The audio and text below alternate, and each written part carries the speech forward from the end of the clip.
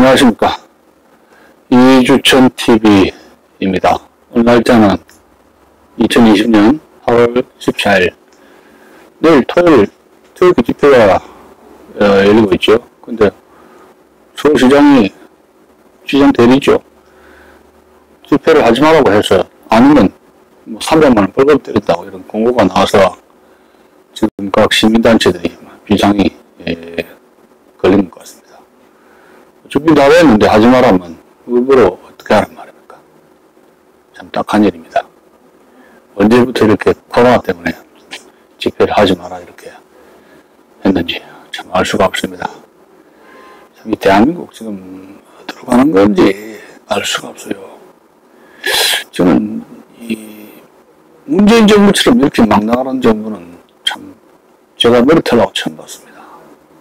참 이 나라가 온전하게 바로 서야 될 텐데 왜 이렇게 됐냐 이런 문제를 우리가 생각해 볼 때 역시 저는 1950년 6.25 한국전쟁의 비극 이것을 국민들이 망각을 했기 때문에 이런 사태가 듣도 보지 못한 나라로 강 빈목에 선 이 나라를 참상을 목격을 하는 겁니다.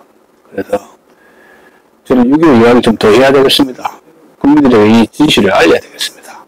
우리 지금 사상전쟁이고 6.25 전쟁은 끝났지만 사상전쟁으로서의 6.25 끝난 거 아닙니다. 그래서 당분간 8월 말까지 6.25 이야기를 좀 더 해야 되겠습니다. 국민 여러분, 이거 조회수가 안 올라 미치겠어요. 그 조회수, 구독 좀 확 좀 눌러주시고 그 뒤에 좀 시청을 좀 부탁을 드립니다. 오늘은 제가 이 6.25 전쟁과 메가더에 대한 일부 순서로서 그런 6.25 전쟁과 메가더 일부 순서로 좀 좋은 책이 있었어요. 이상호 박사가 쓴 다르가스 메가더와 한국전쟁에 대한 책이 나왔습니다. 그래서 그 책이 나왔는데 지금 이 책을 한번 좀 소개하자면 이상호 박사가 쓴 책이죠. 이상호 박사 1972년생입니다. 네. 건국대사학과에서 공부를 했고 거기 그 역사학회 회장이고 한국미국사학회 회장 하신 이재용 교수님 건국대 부총장까지 역임하시죠. 올라계신데 제가 존경하시는 분입니다. 그분이 제자입니다. 이재용 교수님 제자인데 물론 학부도 목사 전공을 했고 거기서 석사까지 마쳤고 미국 유학 갈라 하다가 포기를 하고 한국학 중앙연구원에서 박사를 따시고 지금은 아마 국방부 군사천천연구소에서 근무를 하고 계신 아주 훌륭한 학자이십니다. 한국 전쟁사에 대해 관심이 많아요. 상당히 좀 좋은 현상입니다. 이 대한민국 청년들요, 이 전쟁사 연구 해야 됩니다. 예? 조선이 망한 것이 전쟁의 문제, 군사 문제에 게을리했기 때문에 예? 나라가 결국 망한 거 아닙니까? 제가 말씀드렸지 않습니까? 저는 어린 시절을 6.25 이야기 고막이 터지도록 듣고 자란 6.25 전쟁의 방공세대입니다. 저는 그것을 항상 자랑으로 생각했습니다. 지금 젊은 세대들 6.25 전쟁 솔직하게 말한다면 아무것도 몰라요. 그래서 제가 유튜브를 시작한 이유 중에 하나도 바로 그런 것입니다. 젊은 세대에게 우리나라 한국 현대사를 제대로 알려야 되겠다. 그런 중점에서 유튜브를 시작을 했는 겁니다. 이 메가더 한국전쟁 사실 제가 이런 책을 쓰고 싶었었어요. 근데 메가더 공부를 하다가 대학생으로 공부를 하다가 말아들었어요. 그런데 이제 좀 쓰려고 하다가 2005년도입니까? 뉴라이트 정문연합에 들어가면서 뉴라이트 운동하면서 결국은 학문이 조금 망가져 버렸는데 참 제가 쓰고 싶은 책 중에, 주제 중에 하나가 메가더와 6.25 전쟁과 메가더에 대한 이야기였습니다. 상당히 그 책을 좀 읽었는데, 정리를 못했습니다. 연구 논문으로 한 편도 발표를 못했습니다. 머릿속에 읽은 것만 잔뜩 읽고 정리가 안 됐는데, 제가 이 책을 읽고, 그렇지, 그런 생각을, 잘 썼다는 생각을 하게 되었습니다. 국민 여러분, 젊은 층에게 꼭 일독을 권하고 싶습니다. 이 책 크면 보면 이런 이야기를 하고 있어요. 결론적으로 이상호 박사 이야기입니다. 맥카더는 단지 자신의 입장에서 전쟁을 승리로 이끌고자 한 전형적인 미국 군인의 한 사람에 지나지 않는다. 제가 읽지 않습니까? 참 이게 정확한 표현입니다. 제가 10대 메가더는 저의 우상이었습니다. 제가 이번 상하루가 이 메가더 전기를 회고록 읽고 육사를 갈라 하다가 뭐 신체 검사에 병도 있고 해가 눈도 나쁘고 신체 검사에서 불합격 판정 받았는데 육사를 가고 싶었던 동기도 메가더 회고록 읽고 나서였는데 나이 지나고 나서 이래저래 보니까 그게 아니다 그런 생각이 들고 이 사람이 역사적인 그런 평가하는 거는 자기 수준에서 자기가 아는 만큼 보입니다. 영어도 그렇지 않습니까? 자기가 아는 수준만큼 들리거든요. 자기가 세상을 이해하는 것은 자기 수준에서만 이해를 할 수밖에 없다. 그런 이야기입니다. 그래서 이 책을 보고 상당히 객관적으로 잘 썼다. 우리나라에서 메가더 강대 쓴 책은 중에서는 제일 잘 썼는데 한국 군사와 전쟁사 연구하신 분들 중에서 이만큼 메가더에 천착하고 쓴 책은 제가 보지를 못했습니다. 굉장히 한쪽으로 뒤쪽 저쪽 레프트 라이트 쪽으로 편향되어 있는 모습을 발견을 하게 되는 것입니다. 자, 그래서 오늘은 일부 순서로서 6.25 전쟁과 메가더 일부 순서입니다. 한번 말씀을 드려보겠습니다.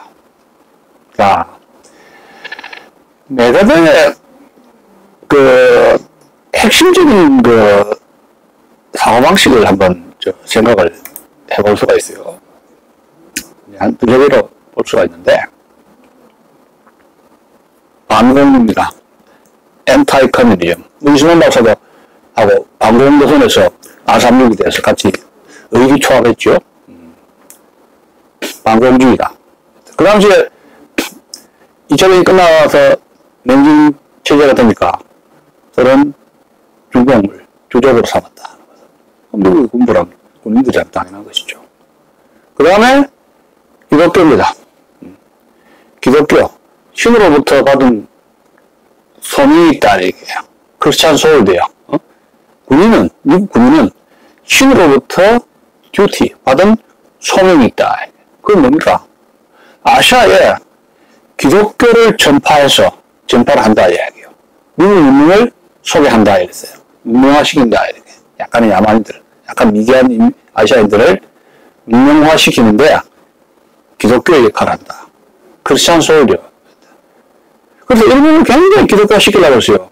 근데 이런 사람들 집에도 그렇고 산사도 가고 도대체 산사가 무슨 이거 나쁠 뭐다 해가지고 기독교 쪽을 보면 우상인데 이런 거 저런 거 불교 신도 부처님 해가 많이 그런 걸 엄청나게 모시고 있지 않습니까? 그러니까 일본 기독교화 한다는데 실패를 했습니다. 성공하지 못했죠. 그런데 의도는 좋았습니다만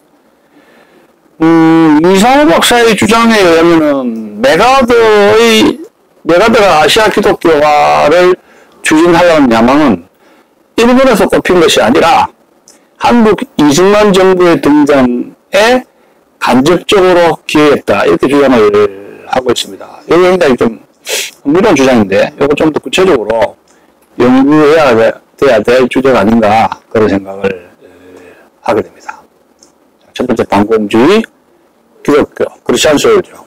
기독교 신으로부터 받은 소명감이 있다, 의무감이 있다는 것이고, 셋째 아시아 중심주의입니다.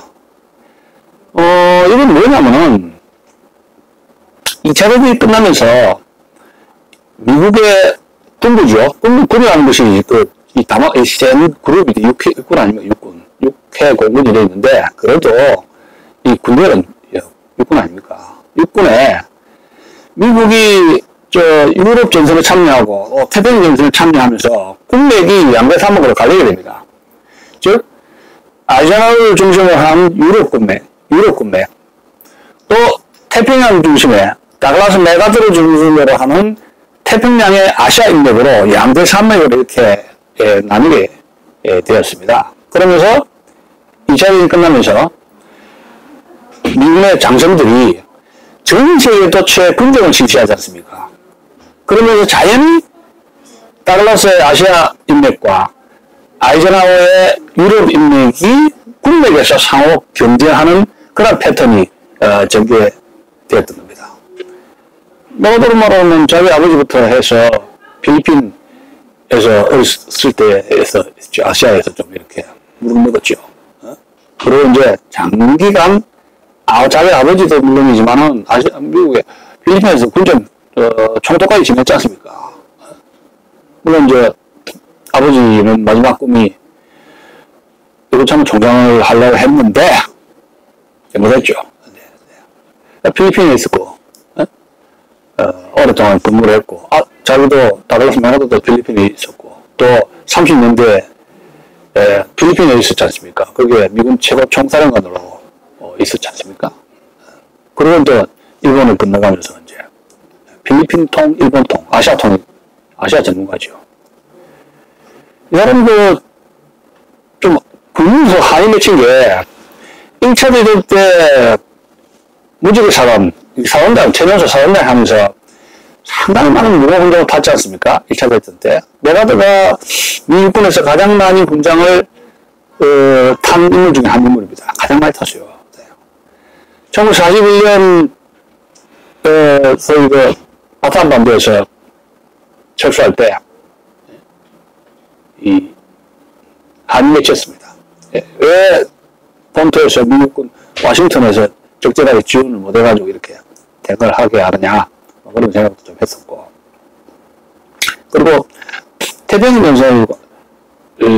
전선을 수행을 하면서 자기 자신은 유럽의 중심적인 워싱턴 정계와 워싱턴 군부에서 유럽 중심에 치중한 군사 원조의 어떤 상당한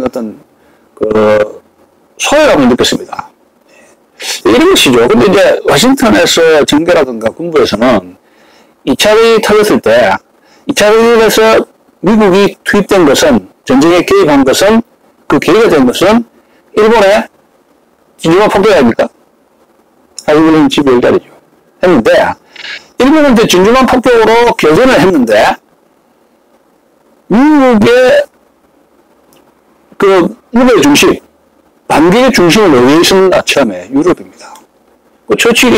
처칠하고 이렇게 대상전쟁을 발표하면서 지금 긴급한 것이 태평양 전선이 아니고 그 가까이 있는 대상과 미국과 아주 가까이 있는 대상의 동맹국들, 이게 제했던 건 사실 아닙니까? 이미 1940년에 프랑스가 벌써 함락이 됐지 않습니까? 6월 달에 로멜 장군에서 파리가 함락이 되고, 영국이 위험에 처하고, 그러니까 처칠이 일본이 전쟁과 폭격을 보고 만세! 이제 이긴다! 하고 만세를 따라 그랬습니까? 이승만 박사? 일본이 전쟁과 폭격을 보고 이제 우리 조선도 독립할 때가 다가온다, 이렇게 만세를 또 불렀다고 그러지 않습니까? 왜? 미국이 개입하면 독일의 히틀러, 일본의 도조, 천황의 할아버지라도 어떻게? 미국을 이제 이길 수는 없다. 독일하고 일본 끝났다, 이런 이야기입니다. 또 그렇게 됐지 않습니까? 그런데 미국의 처음 전쟁 초기, 2차 대전의 초기 전략은 유럽으로의 일단 영국이 먼저 도와주는 것이죠. 유럽 전선에 먼저 투입되니까, 그러면 태평양 전쟁에 있는 전선에서 고생하는 메가더는 뭐냐? 결국은 어디로 도망갑니까? 오스트레일리아, 호주로 가가지고 거기 헤드쿼터를 찾으면서 짬밥 신세로서 웨이팅 리스트에 기다려야 됐던 것이죠. 유럽 전선에서 어느 정도 이탈리아 캠페인, 북아프리카라든가 이탈리아 캠페인, 북아프리카가 전선이 좀 구축될 동안에, 그러니까 워낙 급하니까. 그러나 이제, 나라바 쪽에서는 왜 원조 병력이라든가 무기 원조 빨리 안 주느냐. 이렇게 불편, 불만이 이제, 저항이 나올 수밖에 없는 것이죠. 왜 우리가 이렇게 불편하게 대우를 받느냐. 이렇게 되면 이제, 와싱턴이라든가 군부에 대해서 좀 이제 소외감이라든가 불만이 좀 누적이 되었던 것이고, 이것이 6.25 전쟁 때 결국은 이리저리 폭발한 기운이 됐지 않는가. 저는 개인적으로 그런 생각을 하게 됩니다. 2차 군사를 정부를 좀 하면서 그런 느낌이 좀 들었어요. 근데 군에서는 자기 아버지 때 필리핀 총독을 군정 총독을 했죠. 그렇기 때문에 메가드만큼 이 아시아를 잘 이해하는 사람이 듭니다. 그렇게 생각했고, 자기도 아시아에 대한 이해력에 있어 군에서는 최고다, 만판 최고다 하는 강한 자부심이 있었습니다. 그리고 이제 성적이 졸업할 때 최고 성적, 지금도 목회는 그런 성적에다가 공부 잘하고 1차 대회 때 훈장도 많이 탔죠. 육군참모총장, 최명수 육군참모총장 했죠. 육사 교장했죠. 이 승진이 굉장히 고속성장에다가 최연소 타이틀을 몇 개 경신합니다. 그래서 2차 대전, 1942년 2차 대전 터졌을 때, 미국이 개입할 때, 그건 무슨 뭡니까? 결국 그 당시에 올라갔다가 다시 강등했는데, 다시 이제 소장으로 올라왔습니까? 그래서 더 이상 올라갈 데가 없었어요.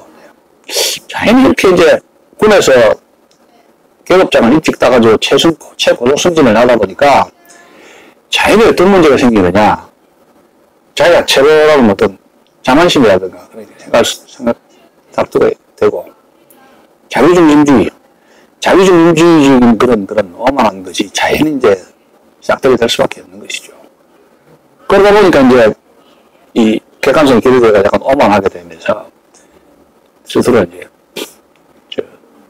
저게 의도에 대해서 오판하는 그런 성격적인 것이 나타나게 되는 그런 사태가 벌어졌던 것입니다.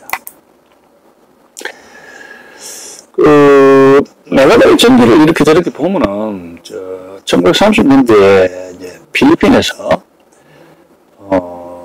자기 그 이너서클이 형성이 됩니다. 자기 그 추종 세력이죠. 자기가 평생 동안 같이 가야 할 어떤 핵심 그룹들, 참모 그룹들이, 형성이 됐는데, 필리핀에서입니다.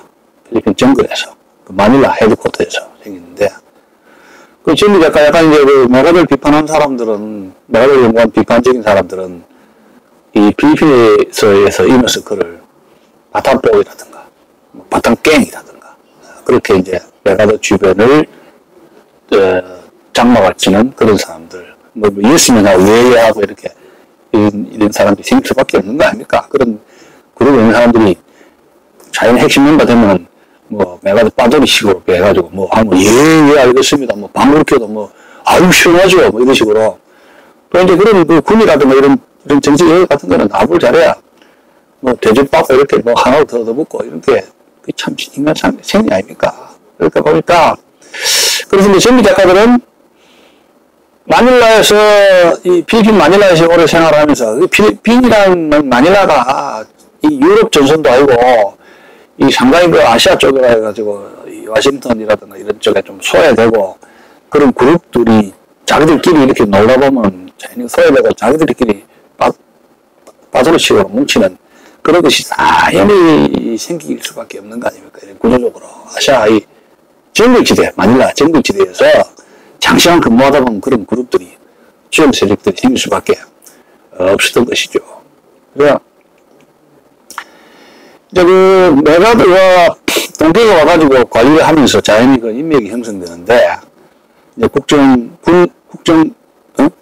일본 국정을 관리하는 이제 휘튼이라는 인물 소장, 또 정부 쪽에 이제 핵심 참모로서 이 윌럽이라는 인물이 있습니다.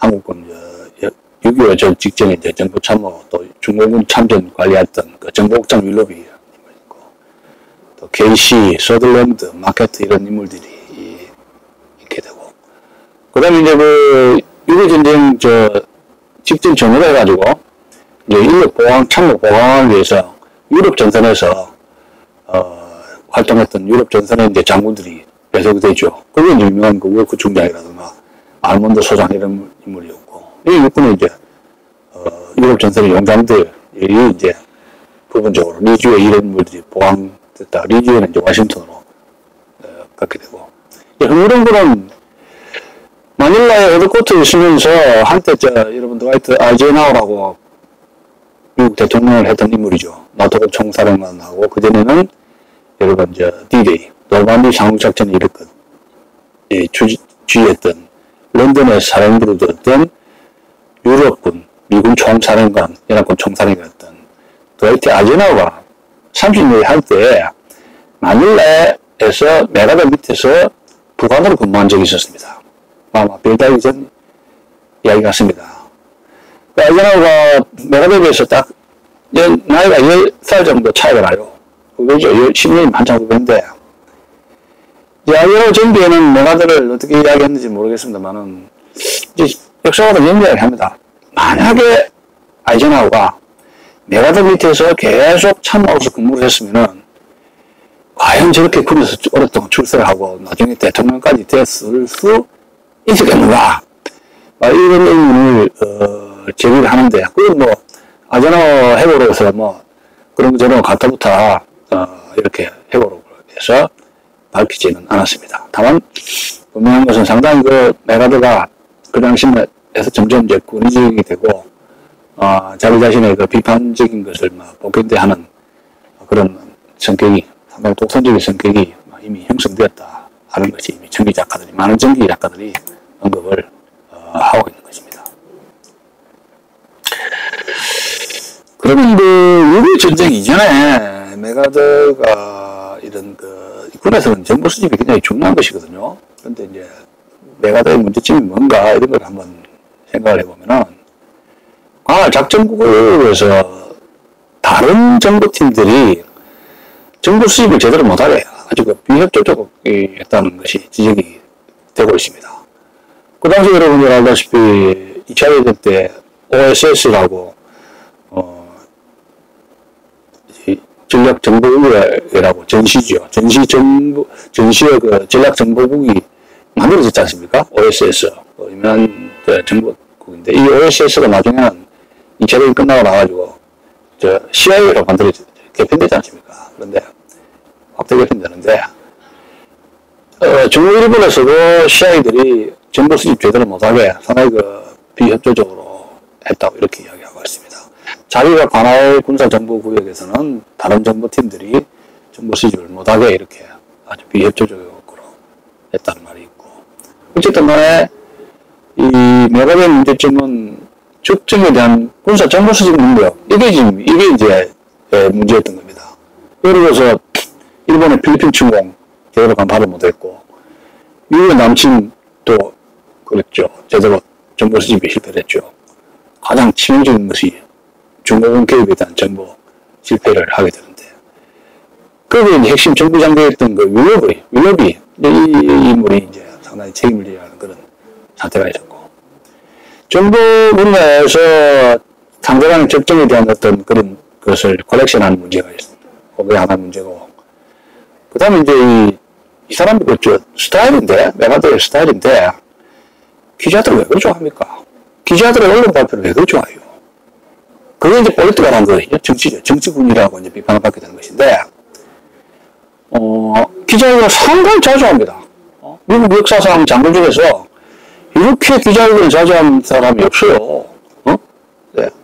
그리고 이제 일찍 이제 시기상조 이제 승리했다. 올해가 이제 조금 많이 한국 갈 것이다. 이런 얘기 합니다. 그리고 이제 6.25 때는 10월 25일 날 크리스마스 때 전에 전쟁은 끝나겠다. 완전히 승리할 것이다. 국민 여러분들은 크리스마스에서 국내에 가서 가족들과 터키 맛있게 먹을 것이다. 대통령도 그런 약속을 막 해버려요. 남발, 공수표는 한 발이죠. 공수표. 그럼 거기 맞춰야 될 거 아닙니까? 자기를. 그리고 필리핀에서 퇴각할 때, 일본에서 쫓겨가지고, 바탕반도에서 퇴각해가지고, 호주로 도망갈 때, 예, 맘마 빠져 나올 때, 샤리턴! TP국에 약속을 해버립니다. 정치가 아닌데. 그럼 그 약속 지켜야 될 거 아닙니까? 그 또 가야 되죠. 무리한 작전을 해야 됩니다. 그 미국지가 필리핀 가지 말자 그랬거든요. 그럼 그게 왜 그런 생각하냐? 자꾸 정치인을 생각하는 거죠. 기자를 가른다는 거는 장군의 몫이 정치 몫 아닙니까? 미국 언론에서 자꾸 공화당 대권 후보로 해가지고 다가로스 메가드가 여론조사를 하면서 2등, 3등으로 자꾸 펌프질 하니까 참모진 중에서도 저걸 이거 좀 언론 좀 관리 좀 해야 되는 거 아닙니까? 이제 이렇게 되는 거죠. 정치 작전 짜야지요. 기자들 생각해, 정치 생각해죠. 미국 여론 생각해죠. 머리를 복잡할 수밖에 없는 거죠. 예를 들어서 이 필리핀에서 일본군에 의해서 물려나가지고 쫓겨나가지고 다시 들어갔을 때 필리핀 다시 이 합참하고 와싱턴을 설득해가지고 대통령을 설득해가지고 필리핀에 그 섬이 좀 많습니까? 아주 힘들게 다시 공격해서 다시 수복을 했지 않습니까? 그런데 이제 필리핀 대통령 로하스라는 인물을 지원하면서 다시 권력을 잡도록 마쿠에서 이제 좀 이렇게 힘을 썼는데요. 로하스가 한때는 또 친부역자가 해가지고 소문이 좀 난 그런 인물이었다 하는 얘기입니다. 그리고 이제 일본 군정 처음에는 이제 군정 실시할 때 45년부터 46년 사이에는 상당히 민주적으로 계획을 하려다가 결국 이제 냉전 체제로 들어서면서 보수화 정책으로 반전할 때 군국주의 요소를 이제 좀 온전시키면서 재벌도 그가 군국주의 협조했던 재벌을 온전 약간 보존하면서 그렇게 이제 했던 것. 그게 이제 정도 문제인데 역시 이제 주변 국가들 이런저런 문제에 대해서 어떤 배려 이런 것에 대해서 좀 밸런스라든가 이런 무관심 약간 관심이 없이 무시하는 식으로 나갈 수밖에 없었던 것이죠.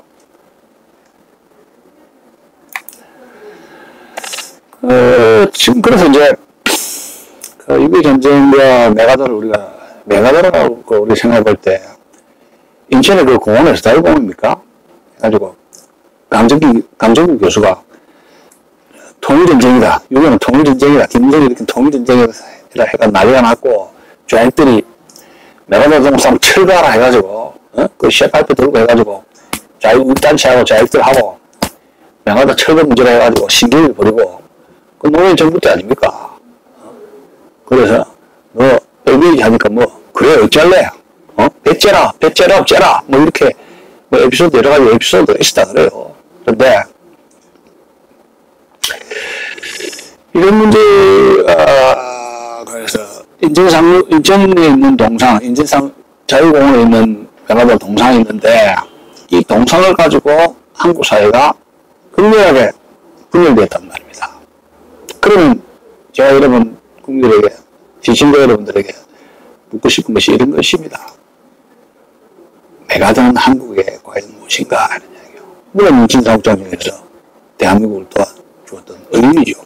그렇기 때문에 투르민 동상 없습니다.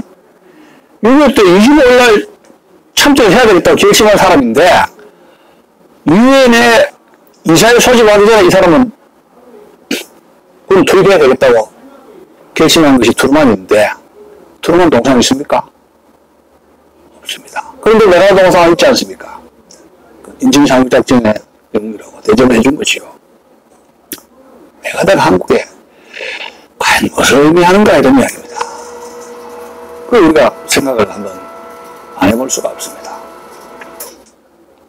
재미난 것은 백세람 장군 그 회고를 좀 보니까 회고를 보니까 메가더가 사망하기 전에 백세람 장군이 미국에 가서 메가더 장군을 만났던가 봐요.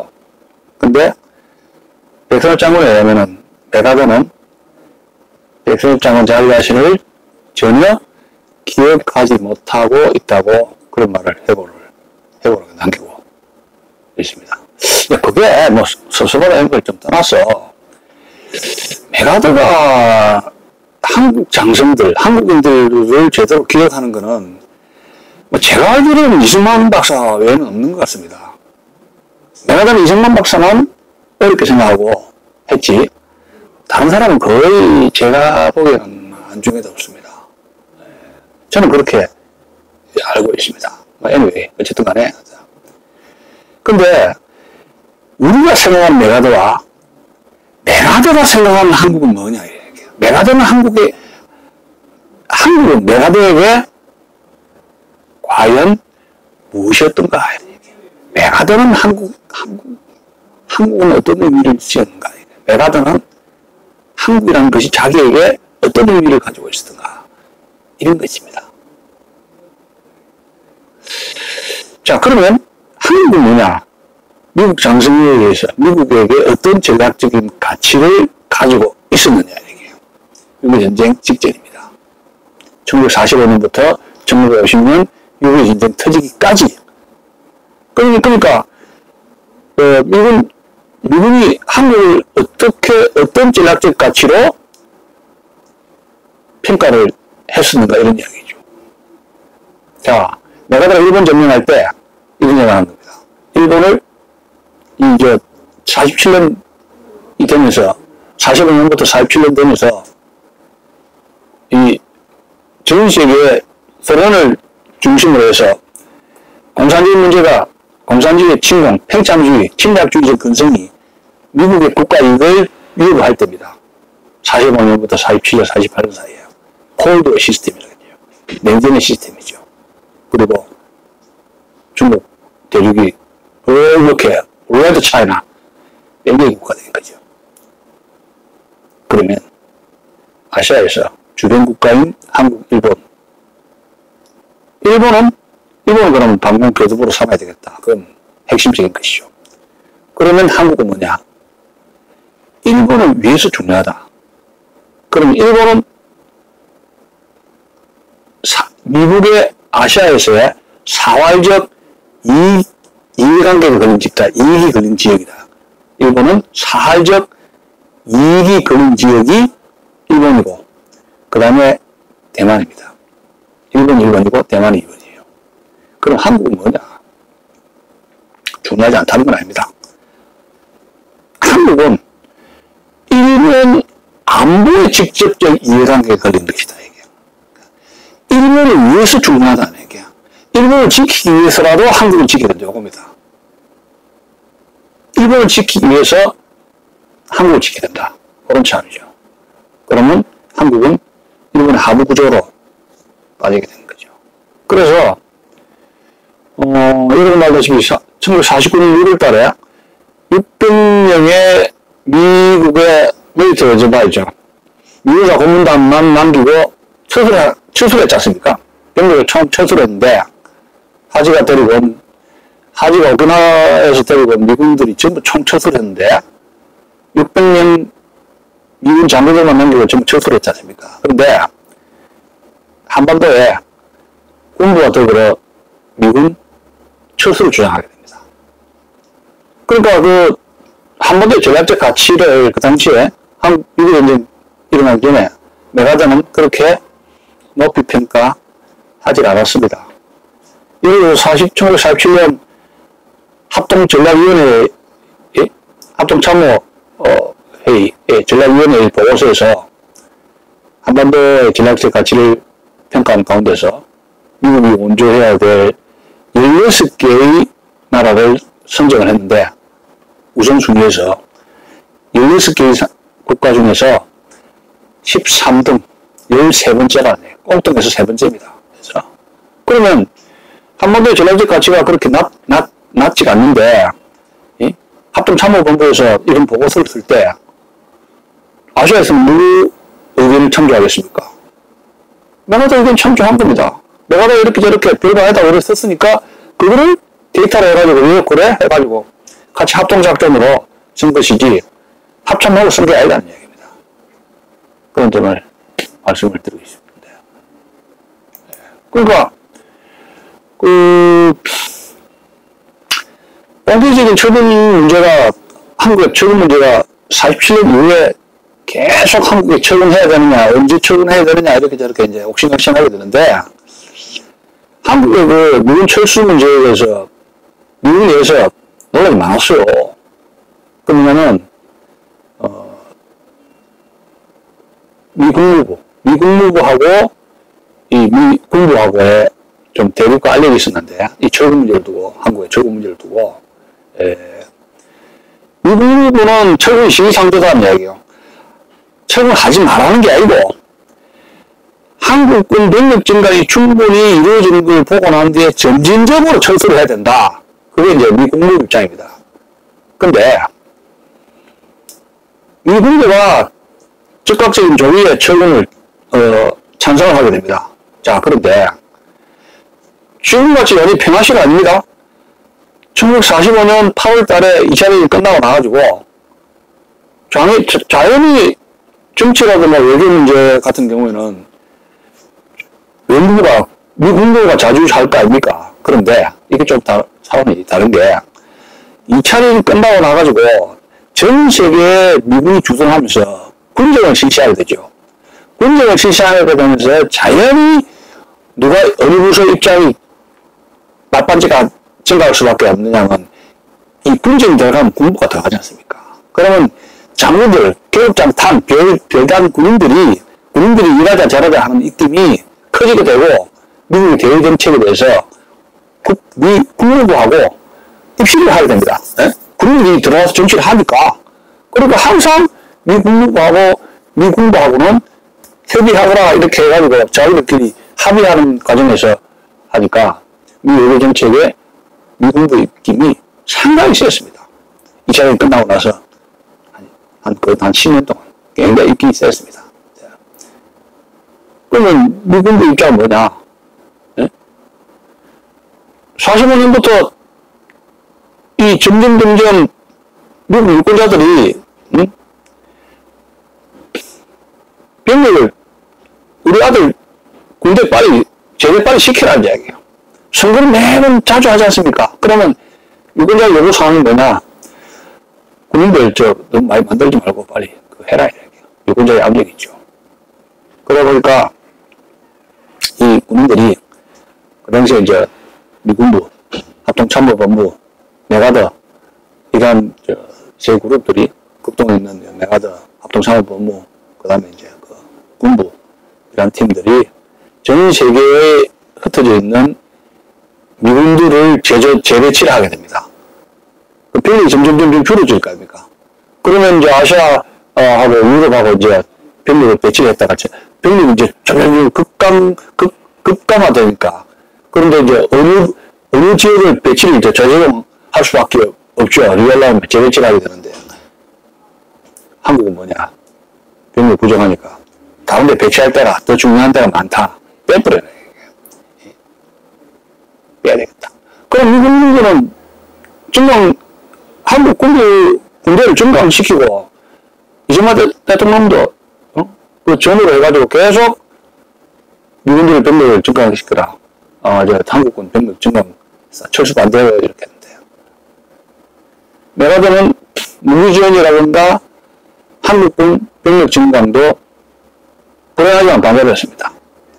자, 근데 하지 중장은 어떻게 했냐? 하지 중장입니다. 47년, 48년 보고서 보면 한국군 철수하려면 한국군 육교사관 10만 명 정도는 양성을 해야 된다. 지금 미국들이 탱크 한 대 안 줬습니다. 탱크. 예?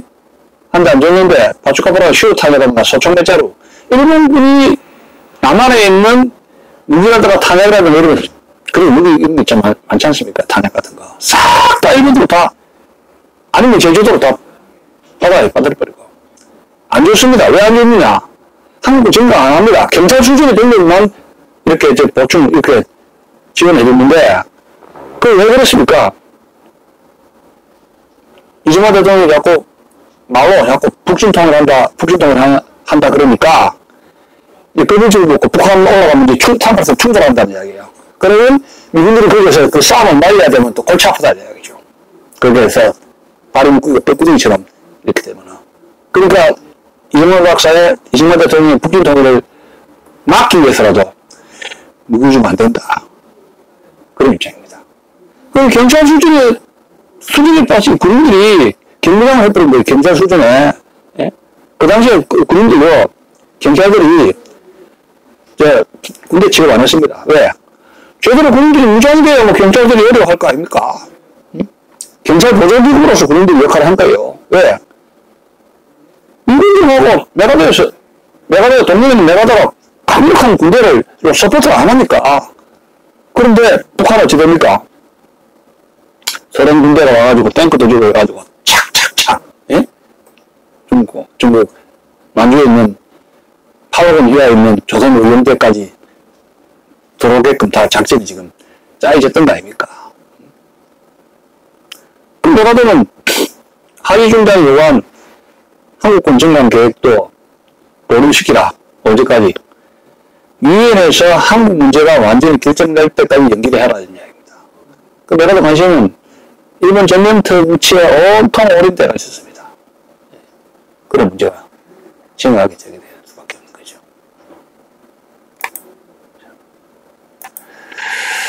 자, 그러면 메가더 입장은 뭐냐? 그 당시에 일본에 있던 세수 직전에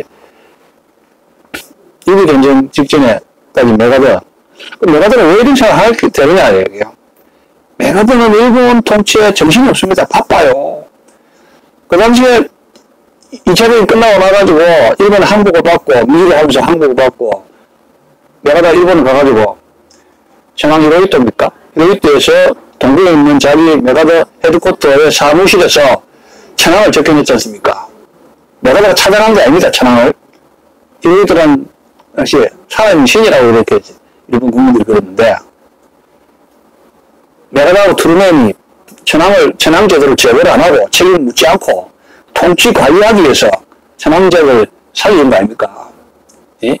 요새 우리나라 언론 뭐 이랑이라 하는데 다쳐가지고 저는 옛날에 뭐 천황에 갔으니까 천황에다 씁시다.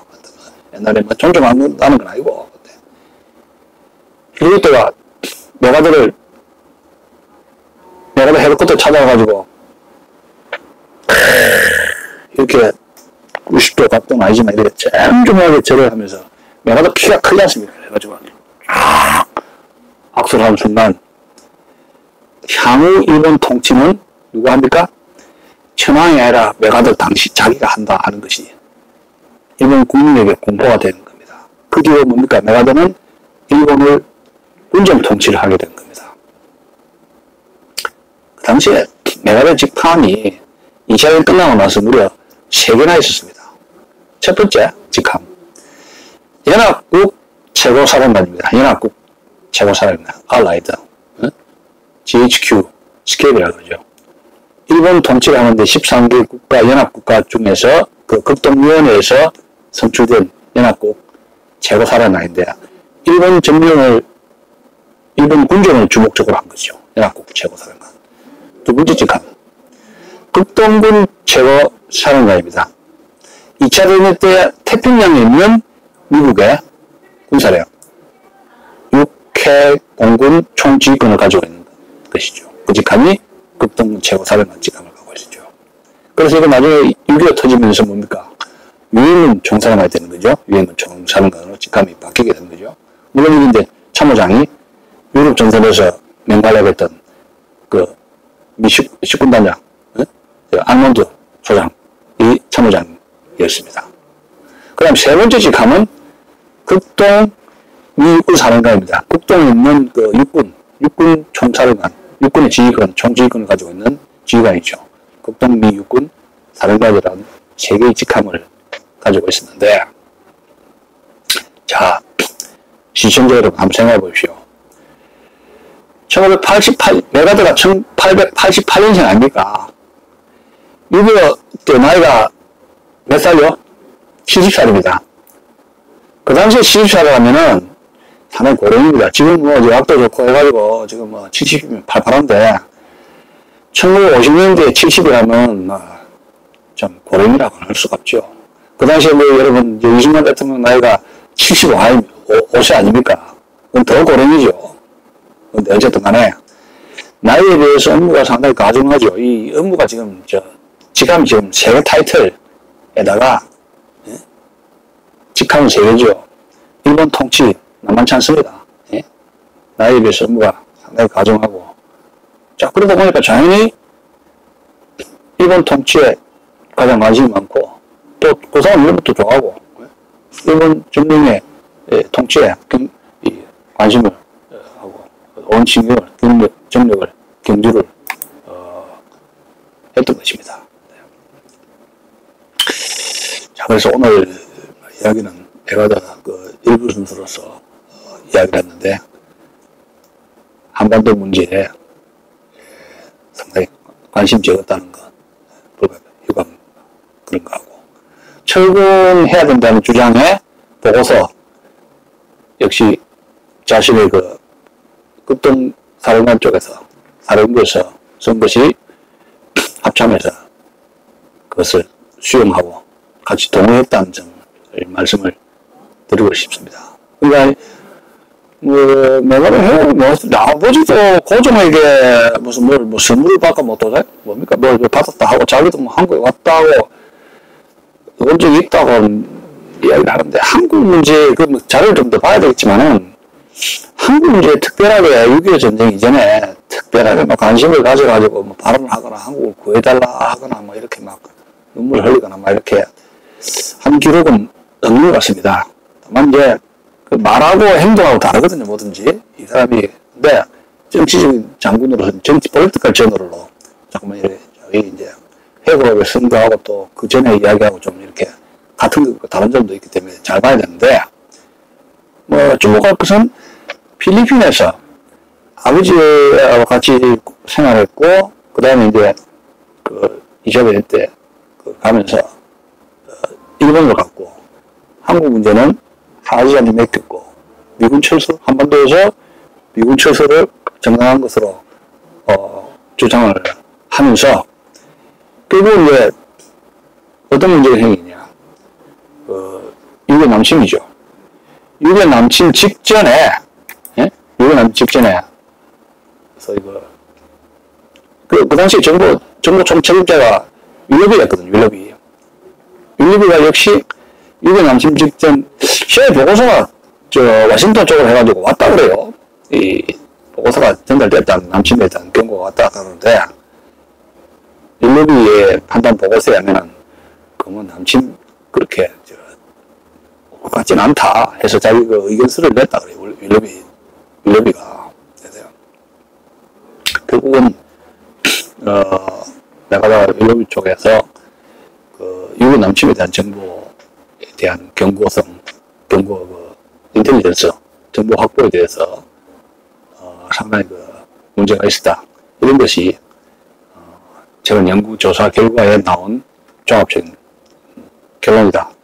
이런 말씀을 드린 것입니다.